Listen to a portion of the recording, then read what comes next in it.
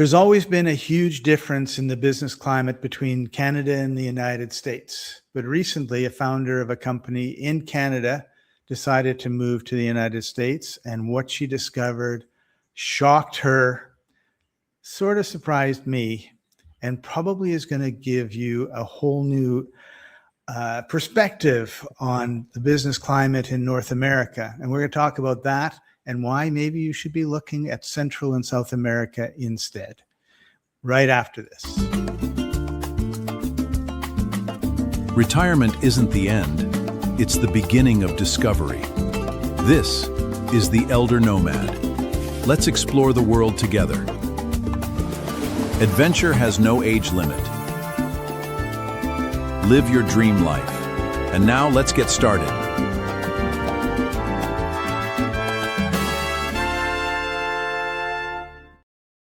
Welcome, everybody. I'm Scott Paton, the host of the Elder Nomad, and joining me as usual, Kim Park. I'm in La Paz on the Baja Peninsula on the west coast of Mexico. He happens to be in Playa del Carmen on the east coast. And the one thing we have in common, it is hot. Hot. Absolutely. How are you doing today, Kim? Pretty good. How about yourself? Awesome. I'm doing really well.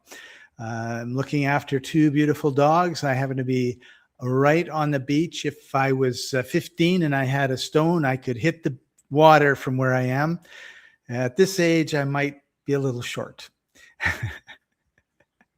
All right. But so coming from Canada, we've always been sort of the poor cousin to the United States, and more concerned maybe with safety in terms of not taking risk, not necessarily safety in terms of physical safety, but financial safety. And of course, not taking risk is a risk, but Canadians don't look at that. So a couple days ago, I saw a video on YouTube. I'm just going to quickly bring it up here. I'm not going to play it. And it was about this lady who had a company and she relocated to the United States. And she had spent about 3 months and raised $3 million US in Western Canada.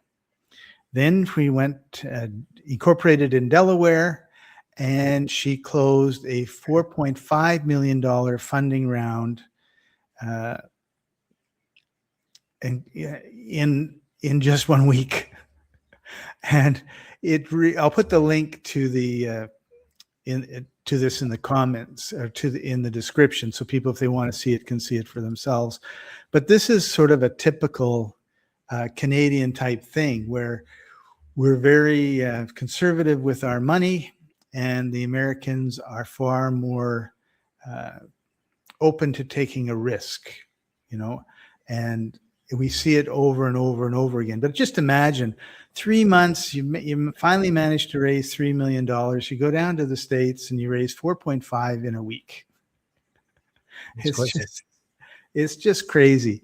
And I have a friend who has a environmental, will get rid of sewage treatment plants, for something the size of a garage, and create clean water and good soil out of sewage. And it's been tried in all sorts of different places. It works and cannot get funding. And it's been years and years and years. So this, I think, is one of the real problems that people in Canada have. And we're seeing a big brain drain right now where a lot of Canadians are moving south and further south and, maybe over to Southeast Asia. I know a friend that moved over to Southeast Asia. He's in Vietnam, and he just feels like the entrepreneurial client. They're welcomed. They feel welcomed. In Canada, it's, we have massive capital gains tax. We have massive income tax. And then we have zillions and zillions of regulations. So you've built a hostel in Playa del Carmen. I can see it behind you. It's a beautiful, beautiful building. I visited you there a number of times. And man, oh man, you would never have been able to build it as fast as you built it there, because you would have had inspectors coming by every 2 days and telling you, oh no, you can't have gray, on that wall, because we have regulations against gray. If you were 3 blocks over, it would be you couldn't have pink, and if you're 5 blocks over, you couldn't have purple. But where you are, you can't. And then it just goes from there. So that's what I want to talk about a little bit, is the opportunities for people who are entrepreneurial to have their business in Mexico or Paraguay or Panama. Absolutely. No, I think you're absolutely spot on. In Canada and also in Northern Europe, in many countries, we feel this constant pressure of, restrictions and our freedoms being taken away. I saw a post the other day about these C bills in Canada, and C9, C2, C everything, where you're basically going to be imprisoned and fined and restricted in all kinds of ways just because you have this will to say what you want, basically freedom of speech. And I think that's all across the board. We see all our freedoms are being taken away. And I mean, Canada used to be a nice place, right? I mean, I was there about 20 years ago, visited, and it used to be a very nice place. But today, from what I hear, it's a very different place. I definitely understand a lot of Canadians are, moving down. I guess United States, it's a very natural choice because of the proximity. But, there are a lot of other countries with vast opportunities, such as Mexico, where this lady went. And I'm actually considering myself to move to Mexico City later this year.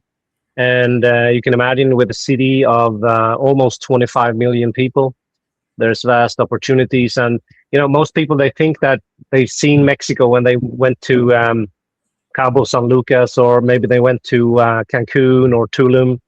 And they think maybe outside of these cities, it's just like a poor third world country. But if you go to Monterrey and Mexico City and even Guadalajara, you see these tall skyscrapers, and it's really interesting to see how these vast cities have created a lot of industrial hubs and a lot of business opportunities. And there is a lot of money in investing in different projects and startups. So there's a lot of opportunities, even for foreigners who come down, I think. Yeah. I was very impressed with Mexico City every time I've been there. When someone says a city of 25 million, the last thing I want to do is go there. But I will say the wealth of Mexico City is on display, and it's on display in terms of the architecture. Some of the buildings are 100, some are 500 years old, and they're absolutely spectacular. And they've been kept up. That's the key, right? It's like you can have beautiful buildings, but they're falling apart because they've been neglected. And you can see that the museums, the art galleries, the old post office of Mexico City have been really, really well looked after. And it's got some neighborhoods like La Rosa that are just, they're world-class neighborhood. Anyone would be happy to live there. They're safe. There's, no problem. And then when you have 25 million people, there's a certain percentage of that population that are multimillionaires, and you just need to tap into that group in order to take advantage of the opportunities that the money creates. Obviously, if somebody is making $400 a month, they're not going to be able to invest in your business or a year. But when you have 25 million people and you have all that culture and the music scene and everything else, then there is the money, and you want to go where the money is. And then the question is, are they going to hang on to, do they think an investment at the local bank in a GIC at 5% a year is a good investment versus what could happen if they were a founding investor in a company that could, explode? Absolutely. I think we see a lot of different opportunities, not only in startups, but also I have a friend who's doing a real estate development in Puerto Vallarta. He's doing very well, and also we see a lot of people who come down and buy land for maybe like creating a getaway or like a place where they can have free energy. They set up their solar panels and even dig private water wells. So there's a lot of different opportunities, and it's such a vast country. We have 130 million people in Mexico, and it's about a third of the United States landmass. So it's not like a small country, and you have, mountainous regions. I'm not sure where you are right now. What's it like there? I'm just north of Cabo San Lucas, about a 3-hour drive. So it's desert and dry, and the Sea of Cortez. Yeah. And it's a lovely town.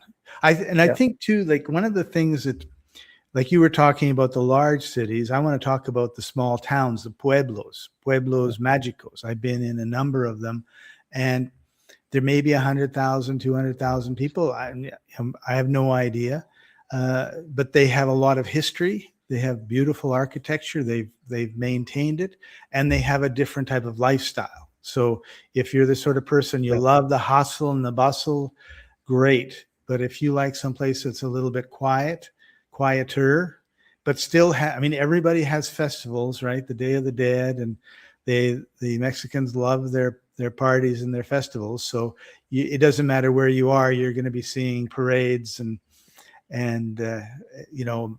flea markets and all the rest of it. It's just wonderful. So you have a real decision to make in terms of what sort of lifestyle you want. And one of the things I would recommend is visit, check out Playa del Carmen, where Kim is. Check out La Paz, where I am. Check out some of the small cities that are, maybe 3-4 hours outside of Mexico City, or outside of Monterrey, or outside of Guadalajara. Go down to the southwest part, which is an area I haven't been in, but I keep hearing wonderful things about it. So you have this terrific coast on both sides of the country that are full of beaches. They're hot, but you can go inland, go up a couple thousand feet, and all of a sudden it's not so hot. Exactly. Oh, you have so many different regions, and I think for somebody from Canada, it's very easy to come down. It's very close by the same time zones as well. So if you're working, it's very easy if you need to do calls, you don't have to get up in the middle of the night. And I think the same goes for all these Latin American countries. I mean, if you want to do Panama, Mexico, Paraguay, or whatever country you're interested in, it's very easy to go down, visit, and you're still in the same town zone. Yeah. So let's talk a little bit about one of the barriers, and that is Spanish. If you don't know Spanish, or in Brazil you don't know Portuguese, is it going to be hard for people to live or to even visit? Yeah. No, I think learning the language should always be a priority, of course, because you can probably come down and you can manage with English and body language and everything, because people are very, very polite. They're very helpful. And I think that can go a long way, but you will always be treated more like an equal if you can speak the language. And you don't even have to be fluent. Just learn a few phrases and a few sentences here and there. And once you do that, all of a sudden you tap into this extra warmth of welcoming compared to if you don't know a thing and you don't know a word. Even the police will treat you a lot different, right? So it most definitely depends on your level of fluency. But I mean, if you can speak a little bit, it goes a long way. Yeah, it sure does. I mean, and people appreciate it, right? Like, you're making the effort. You're in their home. They're very proud of their home, and they love to share it. I want to tell you a little bit of a story about what happened when I was in Ajiqui, which is near Lake Chapala, which is south of Guadalajara. And I had a friend that was in Chapala. So I could take a bus, 20 pesos, back and forth as much as I wanted. But if I had to be there at a certain time, I wasn't sure when the bus was coming. I didn't want to be late, and I didn't want to be an hour early. So I would often take an Uber there, and then I would take the bus back. And when I got on the Uber, and I did it like 5 or 6 or 7 times. So I met like 7 or 8 Uber drivers, right? And like anything, they're all different personalities. One didn't say hardly anything. And probably it's because he knew I wasn't Spanish, and he didn't feel confident in his English. But I would always say, like, buenas tardes, buenos dias, ¿cómo estás? Good afternoon, how are you? And they would say something. And one of the ones, I'm speaking to him in Spanish and he's speaking to me in English. And I'm saying, I'm trying to practice my Spanish. And he says, I'm trying to practice my English.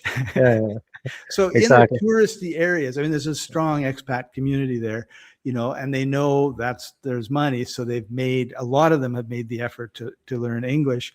But I just thought it was so funny. Like, I'm practicing my English, I'm practicing my Spanish. And then there was another fella, he talked for 20 minutes in Spanish, fast. And I'm sitting there going, I recognize the word. I don't know that I know what it means, but at least I'm recognizing the word, like every third word. And I would just go, see, see, and he would just and it was great, because I really felt like, that person was just, accepting me as is, right? And I think that, Canada is a cold country, and I mean that in terms of, there's snow on the ground for a lot of the year. And because of that, we have a tendency to kind of close down a little bit. We put layers and layers of clothes on, and that, of course, when you hug somebody with 3 parkas, a parka and 3 sweaters, you don't really feel them the way you do when you just got, a shirt on. And so it's a bit of an adjustment coming down to Mexico, and people are really friendly. Like, I've been in the lounge of like a seating area by the pool of a resort, and the lady comes up to me and just talks away. She puts her hand on my shoulder and blah, blah, blah, blah, blah. And I have no clue what she's talking about, right? But she's extremely friendly and just really happy to see me. And I was like, oh, that's really nice, right? So you need to get out of your comfort zone a little bit, to accept people as they are, and be open to the experience. Absolutely. No, I can relate a lot. I mean, back in Sweden, I spent 20 years in Sweden and also 20 years in Norway. And we're pretty much the same as Canadians. We're, if you look at any seating area, for example, on a bus or somewhere people are waiting, there's always this perfect spread of space between each person, because everybody wants to sit as far away as possible from each other, right? So it's a different story down in Latin America, because they're more friendly, they're more curious about you, they want to talk right to up you. Against right? you. Yeah. So they're very social people, and if that's your cup of tea, then you're going to have a lot of beautiful experiences to discover down here. Right. Okay, so let's get back to the business, and let's move down south to Panama. Panama, to me, has, they've had the canal, they've had an strong American presence, they have the US dollar. And it strikes me as it's probably fairly easy to open up a business. It sounds to me like it's easy to open up a business, to get residency. And now you're in a very high commerce area, because thousands of ships go through the Panama Canal. And so you've got this, I will say, work ethic that you might not have in Nicaragua. Yeah, exactly. No, I firmly believe Panama is one of the most interesting choices in Latin America. I recently got a revived sense of urge to go back to Panama, because I have had residency for, 2 years in Panama. And it's time to update and transition into my permanent residency status. So I didn't tell you this before, Scott, but I'm actually going to Panama this October to update to my permanent residency status. Nice. And and the reason why I personally wanted to have my residency there in the first place is because, first of all, Panama City is one of the best flight connection hubs in all of Latin America. So it doesn't matter if you go to Europe or North America or you go to Asia, there are direct flights everywhere. So it's actually, it's on par with Mexico City. So if you look at Mexico, I knew they had a really good airport. They just expanded to have a second terminal, but I didn't realize it was such an important hub. No, it's absolutely amazing. It's very well connected. So if you want to be in a place where you can easily get in and out, Panama City is unbeatable. And also, there's a big banking hub there. So you have so many international banks and even crypto-friendly banks.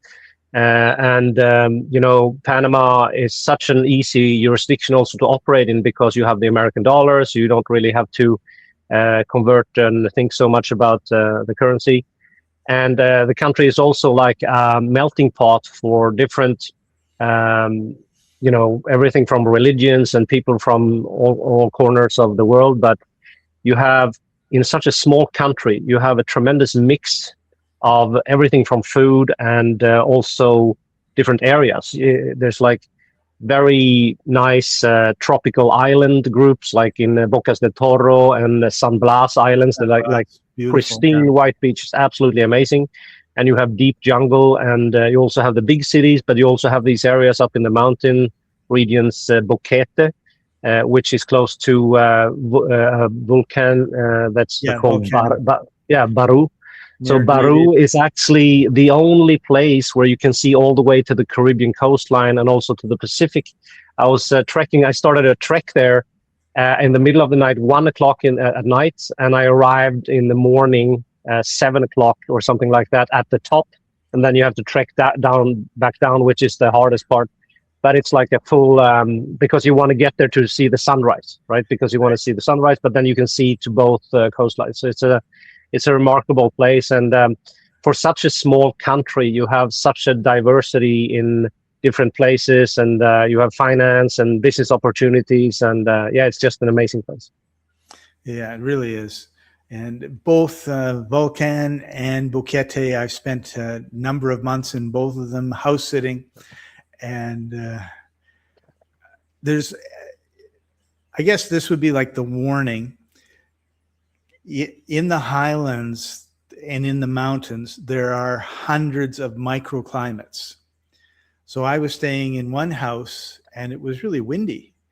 And then about a month later, I was in another house and it was, the air was dead. Like, I don't mean that in a bad way. It was just very still, right?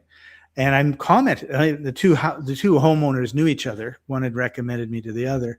And they said, yeah, like there's hundreds of microclimates. If you're going to move here, you need to spend some time and figure them out, because you could be in a place that rains almost every day. And then around the corner, a quarter of a mile away, it rains enough to keep everything green. And there's a big distinction between those two things. But and so if you like it hot, Coronado has a real strong expat community. It's a beautiful set of beaches. If you like it cooler, then the Highlands, Volcan and Boquete are perfect. If you like the Caribbean lifestyle, get over to Boca Toro, like you were mentioning. So it kind of has everything. If you have a car, you can easily drive in an hour or two from one coast to the other coast, as long as you have a road. Yeah, it's very close. It's like an hour drive coast to coast. So it's like super close. So. And so how difficult is it to get to set up a business and or get residency in Panama? Well, you have different routes. You can do a bank deposit, 300,000 US dollars. And that's one of the more expensive routes. You have also two different routes of investment opportunities for properties. So you can put, if you're not from what they call the friendly nation visa countries, those are usually the Western countries like Europe, North America, Australia, and so on. If you're from another country, then you have to put in 300,000 into real estate to qualify to get the residency. But if you're from the friendly visa countries, you only have to put in 200,000, which is a little bit better. But in my mind, it's actually a very bad option either way to do any of these that I mentioned, because when you come as a foreigner, like you say, it's very hard to know which areas, because like you say, there's like different ecosystems and different vibes in different regions and, everywhere.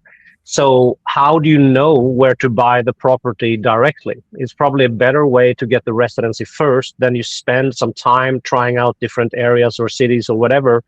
and all of a sudden you have a better sense of where you want to buy your property later on. So I would definitely not recommend to get the residency through the investment, because then you're jumping in head first and you have no idea what you're getting into. Could work out. Let me maybe, stop you right there for a second, Kim, because I have a friend in Coronado, and they were all excited about moving, and so they bought a condo on the 23rd floor. Beautiful condo, great view, looks over the water, you see the sunset, and all of that stuff. But they paid $100,000 more than they should have. Yeah. Because they just thought, wow, this is a great price compared to where we live, right? Yeah. I mean, if you looked at where they lived and you were buying that place, it would be $600,000, $700,000, $800,000. But in Panama, it really sold for usually $220,000. So it was 6 or 8 months after they bought it that they were talking to somebody else in the building, and the pricing came up, and they realized, like, holy crap, this person bought their place for $220,000. We bought ours for $330,000, and he bought a month before us. So, oops. Exactly. So, yeah, so you really have to make sure that you understand the market. And I agree with you. You should go and spend time, 3 or 4 trips at least to the country, spend, a month or so each trip, and wander around and see, and just sort of see what's there and get a feel for the place and what you like, and talk to the locals, talk to the expats. Facebook usually has an expat group for every town and village. Absolutely. So, and I think then the flip side of that is basically you have this option, like you said, you can start a company. And that's basically the most famous option outside of these investment programs for the residency. And that can sound easy enough, and it's also cheaper. But if you don't need a company, then it's a lot of hassle, because you have to pay the annual declarations, and you have to do the filings and all the, everything that comes with it. And even though I love Latin America, the bureaucracy down here is not always as simple as we may believe. For example, here in Mexico, a lot of people think that Mexico is just this wild west where anything goes and there's no regulations or anything. But when you come down here, it's actually, in many cases, more organized, and there's more regulation. So in many cases, there's even more bureaucracy than back home. It doesn't mean that it's more difficult. It's just that it's more bureaucracy and permits and documents, because they want to be safe, because there's less trust down in Latin America. But in that I have sense, a friend who wanted to get permanent residency on his own. So he had the temporary residency. He came to Cancun. He went into the office, came out of the office. The next day he went into the office, came out of the office. The next day went into the office, came out of the office. 4 or 5 hours each time with nothing didn't even get, to the beginning of the line. And I was looking at him and I said, I'm so glad Kim looked after all that for me. It was smooth sailing. It was fast. It was easy. And my friend is just wasting his days. He's frustrated. And of course, eventually you get through. But when you're doing it on your own, there's all sorts of potential hazards that you have no idea about that just make it a terribly frustrating thing. So we have time and we have money. And there are certain things that we should be doing ourselves and using our time. And there are certain things we should never even be thinking about, like an electrician. If there's an electrical problem in my house, I'm not fixing it. I'm going to get a professional in to fix it. And navigating the residencies and passports of Latin American countries, Asian countries, European countries, African countries is something that I will leave to the expert. Thank you very much. Yeah, for the viewers, I helped Scott fast track his permanent residency down here in Mexico. So that was a very smooth process. And I think the same goes for all these Latin American countries, that especially if you don't speak the language, of course, then it's a no-brainer that you need help. But either way, I think you can save a lot of time and a lot of frustration. Just like you say with your friend, a lot of people, in many cases, they come down here and they think that they can just start up the process. But here in Mexico, you have to go back to your home country and start the process there at the embassy. And then you have to file a lot of documents, and it's a lot of headache. But basically, what I do is that I leverage my local contacts, and we can basically fast track the application. So you get everything done by the book, you get it a lot faster. And your residency process usually took 4 years, but you got it in, what was it, like 10 days, something like that? Yeah. So in Panama, it's the same story. Like, you can take forever, or you can go the fast route. And that company formation route is one way. If you need a company, that's one way to do it. But we have another way where you can get a third-party employment documentation set up, which means that you can actually get the residency on the basis of being employed on paper, right? And what happens is that you get it within just 5 days. So this is like a super fast process, and that's what I did 2 years ago. And now I'm going down in October to update my residency to permanent status. So unless you, Scott, come with me now, you're missing out. Right? You need to get in, because I love you. I know you love Panama. You've been bragging about it every time you go down there. That's right. It's a wonderful place. And I guess, like, we wanted to talk about Paraguay, but we've sort of run out of time. So next time we'll talk about Paraguay. Sure.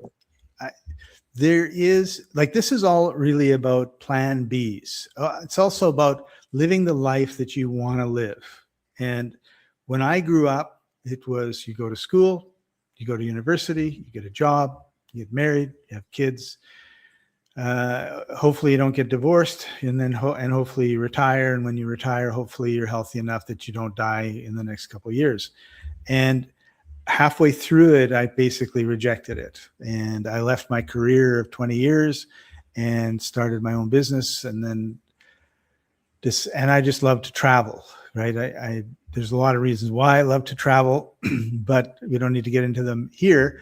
And so I started traveling, and then I realized I just wanted to continue doing that. And I feel very fortunate that with the internet and online businesses and stuff, I can continue to do it. But most people never take the time to really think about what life and lifestyle that they want. And so they're kind of like, I'm looking after this house, I'm house sitting. There is an aquarium full of little tropical fish. And we're like the little tropical fish, they swim around the aquarium. Somebody puts some little feed in, they eat once a day. And, basically that's their life. And so many people, I feel that's their life. They go to their job every day. They get a little bit of money, put it the other way. And they live a life of quiet desperation. And you can live a far better life, far slower paced life, far less expensive life outside of North America and Europe. And then the question is, of course, what skills do you need to develop to be able to live? What sort of businesses do you want? I mean, there's a lot of foundational things that you need to do, but what we're really talking about is a plan B. Like, I look at places like the Ukraine. I was in Odessa, loved it, and now it's being bombed, right? And I look at places like Libya and Syria and Iran, and they're all getting bombed. Lebanon, they're all getting bombed. And if you were a citizen of any of those countries and you had one wish, if you were smart, the wish would be permanent residency in Mexico, right? Or Panama, because then you could just get a ticket and fly here and you would be here.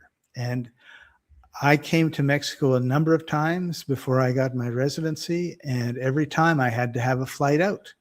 Everywhere I go, where's your flight out? And the first time I came to Mexico and I didn't need a flight out, I remember your relief. It was such a great feeling, like I am here and they're not going to kick me out ever. Yeah. And to be able you feel it's like your home, right? You can just relax.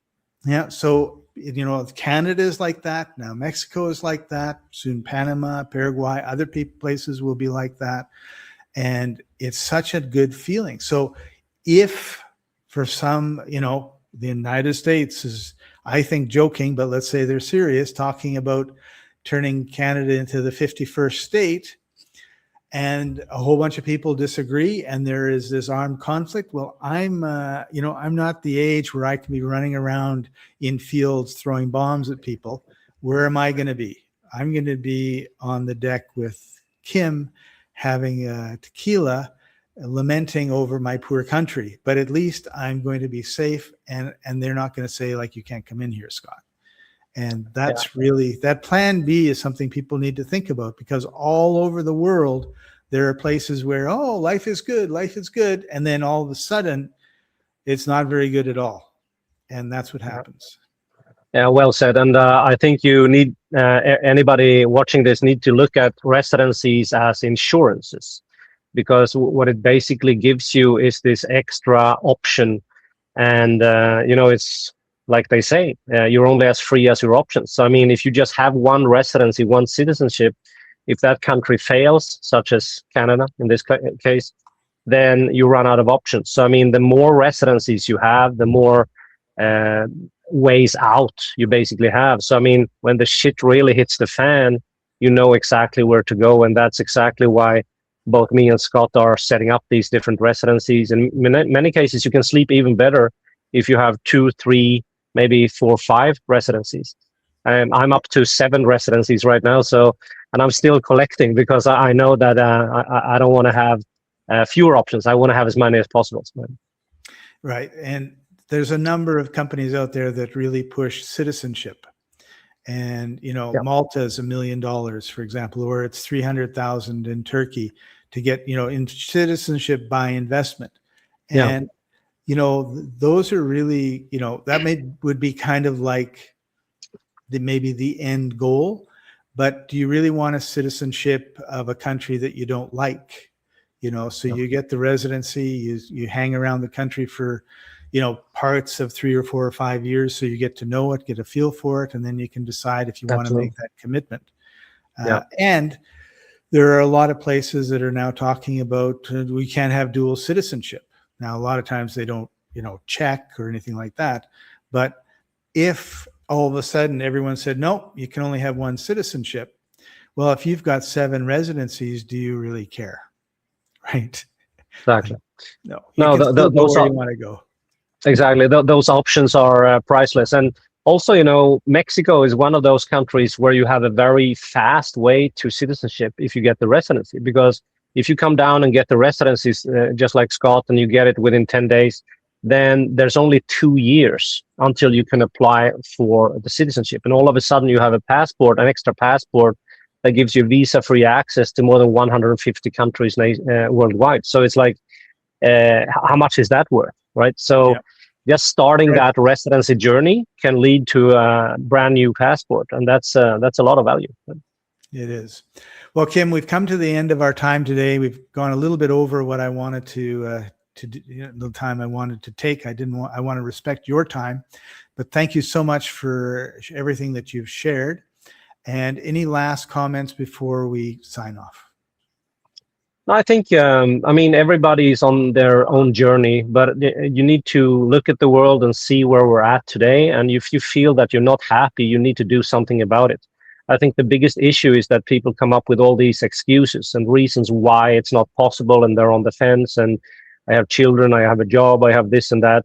But it's the same for everybody. It was the same for Scott. Once you make the decision, you just need to take care of stuff one thing at a time, and all of a sudden you may find yourself in another country, another situation, and all of a sudden your life is completely different. But if you do nothing, nothing will happen. That's right. Good words.